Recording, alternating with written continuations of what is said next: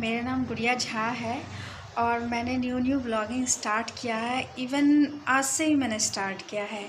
इस ब्लॉगिंग में मैं अपनी ज़िंदगी के कहते हैं ना डायरी के सारे पन्ने आप लोगों के साथ शेयर करूँगी और शायद आप लोग मेरे से अपने आप को रिलेट भी कर पाएंगे, क्योंकि मैं एक अच्छी हाउसवाइफ, अच्छी तो नहीं कह सकती, हाँ मैं एक हाउसवाइफ हूँ, मैं एक माँ हूँ, मैं एक वाइफ हूँ, मैं एक बहू हूँ, मैं एक बेटी हूँ।